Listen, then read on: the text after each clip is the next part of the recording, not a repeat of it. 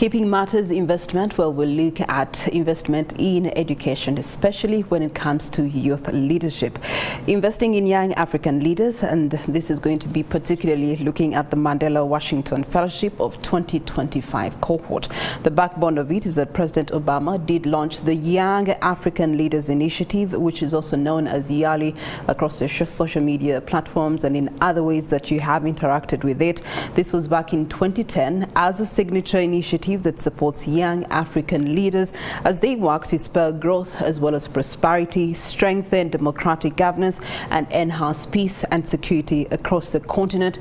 And through YALI itself, the United States is continuously investing in an emerging generation of African leaders. Now, the Mandela Washington Fellowship is a leadership program for emerging African leaders. It's designed to advance their already existing work in public management across their communities under the YALI program. Now, currently, the application season is up and open, and you should be walking through it. Question is, what criteria are they using to have you walk through it, and what qualifies you to be doing so? But also, hearing from a testimonial of one who has walked through the criteria, then the program, then the mentorship, then they are a living testimony. We are pleased to be joined by one such as Don Patrick Bugingo, who is an alumnus of 2024 cohort. We are also joined by the Public Affairs Counselor at the U.S. Embassy here in Kampala, Ellen Masi. You're most welcome. Thank you. Don, I'll start with you. You are the evidence-based approach, okay, as they call it. Talk to us about your experience, how it started. What were you already working with in your hands that they found credible, and you managed to go through the criteria process for you to enter the program? Okay, thank you very much, Priscilla. It's a good opportunity to be here this morning. And I think for me, along the journey of my life, I've always been very passionate about leadership. And I think always I've realized that probably my biggest purpose has been that leadership since primary school, secondary school, university, and crossing into the business world.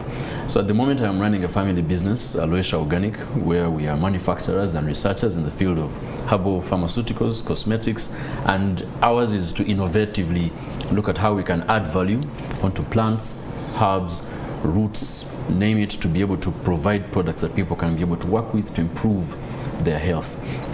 And in that journey, we had also done a project in the refugee camp of Bidi, which happens to be the second largest refugee camp in the entire world, hosting over 275,000 refugees. We've been supported by a private sector foundation, and for us, this was an avenue to give back to the community. So I was handling that work with Aloysia Organic. I also lecture. This work was around what time? And we've been running the business for 12 years. The project with the settlement camp? Yes, it's been 12 years in the business, and we had done the project in the previous year. Okay. So for us, that was an element of impact. Okay. And secondly, I'd also been lecturing, and I still lecture at Mandela University Business School as a lecturer of French and marketing. And at the same university, I'd also served as a guild president while I was a student there. On the other hand, I was also running a recruitment firm, which is trying to support and provide job opportunities to young people, to link them to entrepreneurs or any other ventures that need them. But for me, I think what really stood out with the entire application process was the fact that it was the most detailed application in the sense of giving you room to express and share as much about anything you have ever done. You will not believe I had to talk about everything I'd ever done since my primary school as per leadership. And it's because this fellowship is one that gives room for so many people to be able to share and express who they are as leaders, because we all lead in different fronts. Some people lead necessarily without titles, but they are in areas where they are impacting people and creating a change. Okay, Ellen, let's talk about leadership. What was the gap that was realized with African young people and leadership? I think I might not say that there's a gap that was realized. I think that back in 2010, this was even before Mandela Washington Fellowship, but the Young African Leaders Initiative, which is a kind of umbrella for a number of different programs. I think President Obama at that time said there is not just potential here. There are people doing amazing things, and with some connection to what the United States feels like we have done throughout our history, that there could be some synergy, opportunities to learn from each other, and to share some of our expertise. In public diplomacy, which is the part of the embassy that I'm responsible for, we look to bring Ugandans and Americans together, the people, ideas, and opportunities. So that's really what this is about. Mm-hmm. So it's providing opportunities for learning. Okay, so it's been quite a number of years, a decade plus and counting, yes. And there's so many young African leaders, especially Ugandans like Don, that have gone through this program. Mm-hmm. Let's talk about what have been the realizations of impact of these many leaders on the African continent. It's actually been extraordinary. I always like to say that we are choosing not just future leaders. These are people who have proven leadership. And the key component of the application process is not just what have you done so far, mm-hmm. what are your hopes for the future, and how do you look to bring that back to Uganda? So I could probably go on for the next hour talking about the impact of the fellows who've come back to Uganda. I recently attended an event where one of our fellows from last year is working with street children, and she came back and has been able to expand that program that she had already started before she left, where she takes street children, brings them into, they call them it's streetlights, Uganda, they call them street stars, because they tap into their potential, and the young people kind of are guided, mentored, mm-hmm. Become a network, and that's really because of the leadership of this young woman who does other things in her professional life, but has committed herself to her community. Okay. Don, magic words here being bringing back hope, and then what else these young leaders can bring back to Uganda. From what you have attained so far, how has it helped you to do better what you're doing in impacting communities? Okay, so one of the very, very interesting things about the fellowship was the fact that it really opens your mind towards so many possibilities, because the 6 weeks that we spend in the United States gives you an opportunity to do so much. The fellowship has been so organized in a very, very unique manner that allows for in-class sessions that look at mindset change, knowledge sharing, and talks that come from speakers that are very inspirational and people who have lived the journey of leadership and mm-hmm. can be able to inspire. Secondly, you get to meet entrepreneurs, people who are doing business. You get to hear from their challenges, you get to appreciate what they are doing, and then there's just so much that you also get to learn from the fellows that you are with. Mm-hmm. Because look at this, every year the US is looking at 700 fellows that are taken into the United States under the program, and then placed in different universities across the states. And in every university, for example, I was at Rutgers University, which is the State University of New Jersey. Only 25 of us. Look at such a number. One that allows every fellow to be given as much attention and for them to have as much impact. Now, that relationship that you build with your fellows alone, there's so much you can learn from them. People coming from several African countries, doing amazing things, having big dreams. It's inspiring, it's challenging. Now, when we come back, one of the things that we come back with is the knowledge that we have attained. Number one, with that knowledge, the beauty is that with knowledge, once you share, you don't lose any much of it. You get to only push that value onto somebody else. Our first task is for us to be able to share what we have learned. Secondly, to inspire. The biggest need of any leader out there, because we live with so much of dreams and hopes, it's to be able to have somebody that can inspire us and show us that it's possible. So the second thing will be to inspire other leaders and to support them in ways that we can possibly be able to support them. And lastly, but not the least, is the network that we have now built with the other 700 fellows. It's so vast, and that's something that didn't exist. And as much as we're talking about so much that we've learned from the US and the networks we've made there, a lot has also been learned from our very own fellows within Africa. Now, I think of any country within the African continent, and I have somebody I can call and talk to about the affairs of their country, either how my business can get into their country or how they can also benefit and be able to tap into the opportunities in Uganda. Okay, so you have been speaking on behalf of the 25 that were in your cohort. Let's speak on behalf of you, Don Patrick. Yes. And what you in particular have, what influence it has had on you, and how it's going to be translated, or is already being translated into your already existing work. Yes, primarily I'll speak in line with our works at Aloysia Organic. We are researchers and we are manufacturers in the field of herbal pharmaceuticals.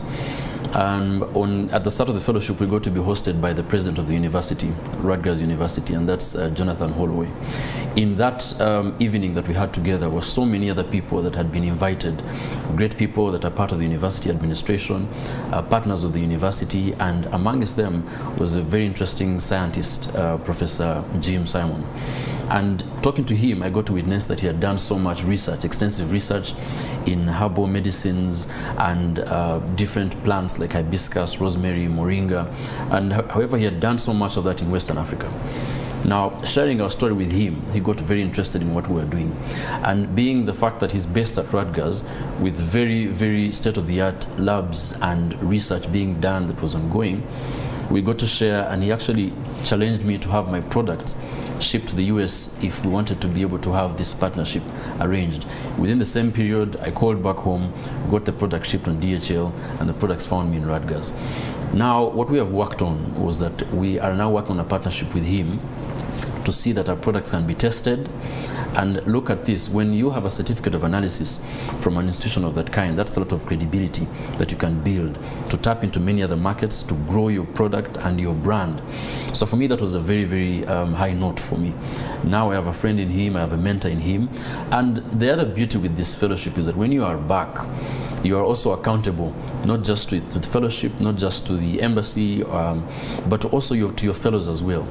Now, it opens many more opportunities because as an alumni, there are grants that are availed through the embassy of the US in Uganda, where only alumni can be able to apply.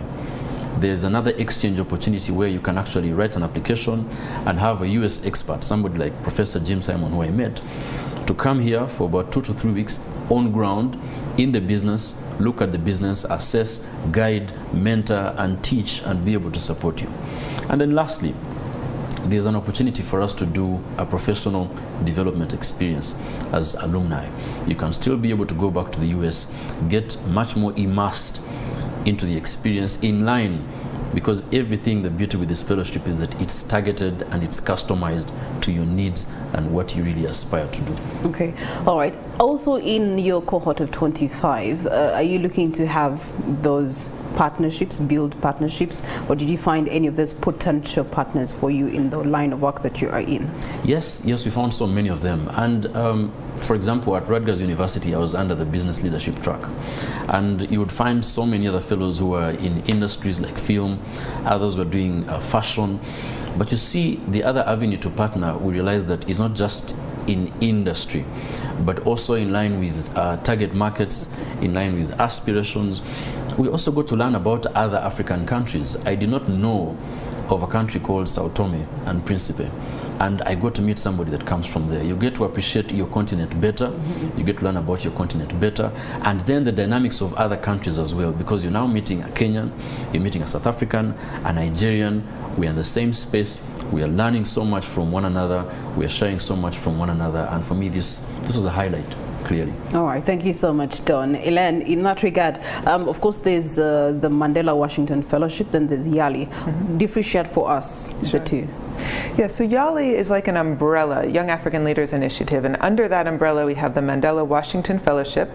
We have the regional leadership centers, so a number of Ugandans have gone to Nairobi, that's where one of the centers is. There's one in Dakar, Accra, and Pretoria.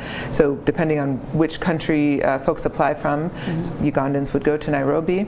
And then the last one is the YALI network. Anybody can join the YALI network. And what that does is offers opportunities for online learning, access to grants and other opportunities, networking, so you can find somebody who is doing something similar in business or civic engagement or public management through that platform. So it's really 3 legs of a stool that looks to provide opportunities for networking and for growth for people in those fields across sub-Saharan Africa. Right. So Don has done a good job of giving jitters to some people in our audience who wish to be like Don someday and get the wealth of experience and expertise that he has been able to rub shoulders with in order to better themselves as young leaders on the continent, but more so locally here in Uganda. So it begs the question, what does it take to be Don? What's the criteria that one has to go through? What are the sieves that you go through and scan through to be able to get the 27 that you're looking out for in the next cohort of 2025? Yes. Okay. So I would say there are 2 really main ones that make you eligible or not for the program. You have to be between the ages of 25 and 35, and you have to be a resident of one of the countries in sub-Saharan Africa that this opportunity is open to. So obviously Uganda, but if you're from outside of Uganda and happen to be living in Uganda, you need to demonstrate that you're coming back to your country. And so those are really the key. And then in terms of criteria, it's are you somebody who's demonstrated already leadership in one of those 3 fields, business and entrepreneurship, public management, or civic engagement? Are you somebody who can demonstrate to us that you are willing to come back, that you're planning to come back and invest what you have learned back in your communities? And usually that means that you can say to us, here's what I've already done to support my community. You need to demonstrate that. Last year, we were about 2,700 plus applications for the 27 spots. So you can imagine it's quite competitive. What I tell people is, you surely won't get it if you don't apply. Everybody who feels like they have demonstrated leadership, that they have commitment to the work that they're doing, they should apply, because we're looking for a very diverse group of people. We want people from all over the country. We want people who are from different backgrounds, who express themselves differently. We really want diversity in the cohort. When every country in Africa is finding a diverse group of people to bring together, you can imagine the creativity, the innovation, the ideas that come out of that. Okay. Talk to us about the collaboration that you're also doing with universities in that regard.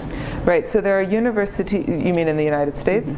There are about 28 universities that are part of this program. So they actually have to apply themselves, and they say, we want to host Mandela Washington Fellows. I will tell you, I've been on the continent for a long time as a diplomat. I started in Kenya. When I was in Congo in 2014, I happened to go back to the United States for a few months, and it was when we were just starting out this new Mandela Washington Fellowship. And people were a little nervous. Many folks working on the program actually were not very familiar with Africa. And some of the universities said, oh, we want to host them, we just don't know what it should look like. And I told them, listen, whatever you're doing now, make it 10 times more. You will be blown away by the young African leaders that are coming to this country. And honestly, they were. They really underestimated. So the universities, over the last 10 years of the Mandela Washington Fellowship, we have more universities who want to be part of the program. As Don mentioned, they will bring out their very best, including the presidents of the universities, many of the deans.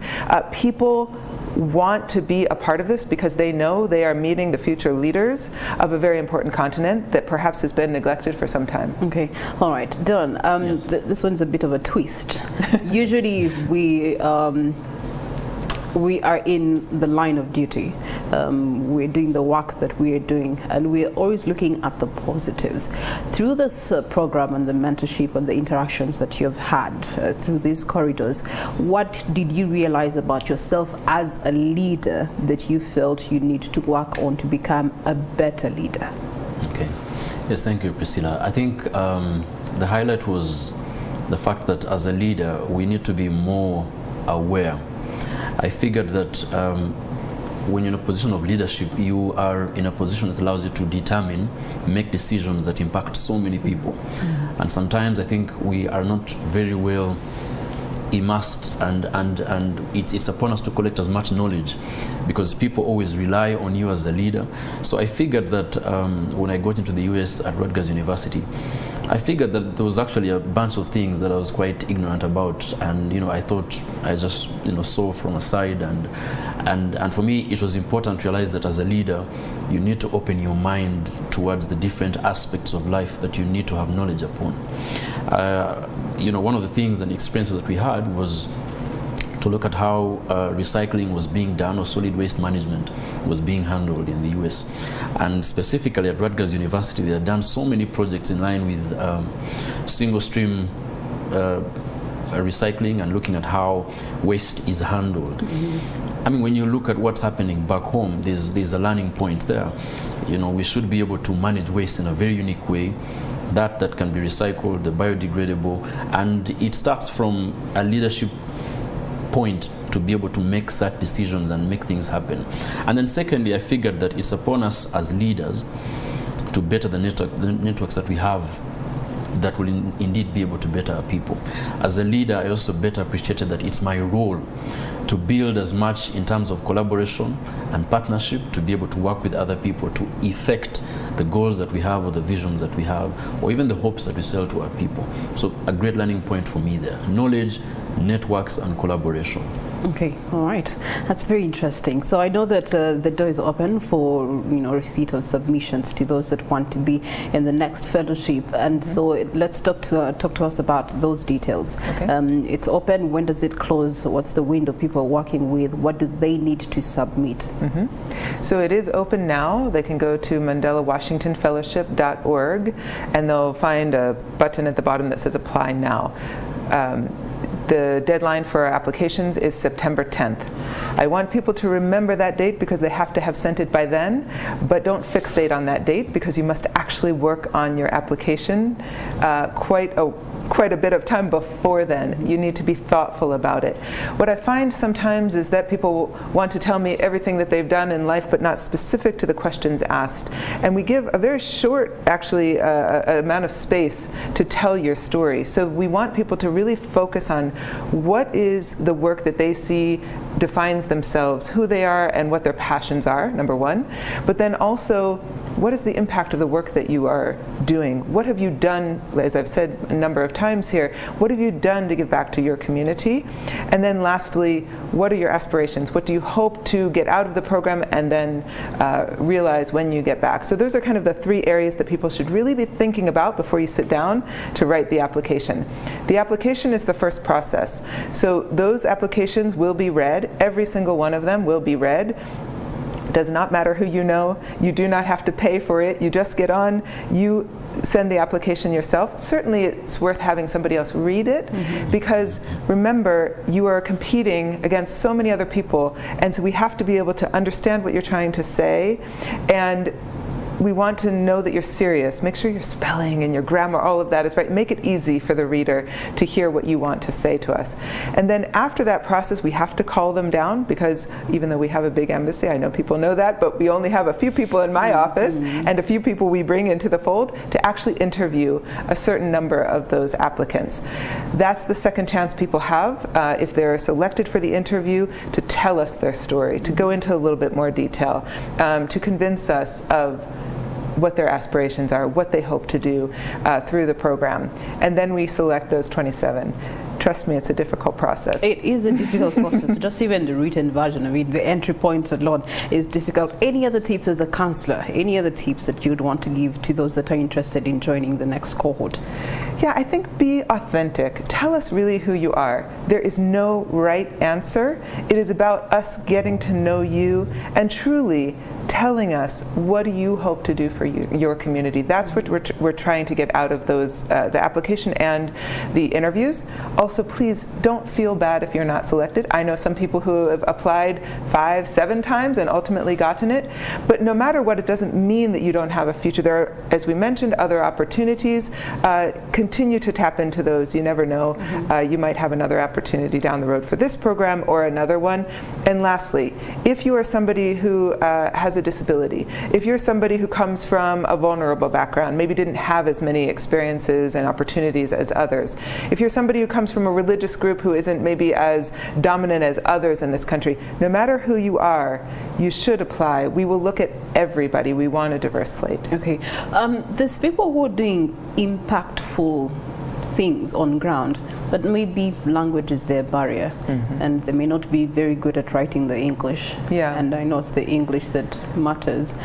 So how are you treating those ones? Well, let me be very honest here. You do have to have a certain level of English in order to both be selected for the program and to be successful in the program. The fellows are put into the situation of being in an academic setting and in a professional setting in the United States, and it's a high-level conversation. We don't want to put somebody into a situation where they are not going to succeed. So we do look at the level of English. Okay, all right.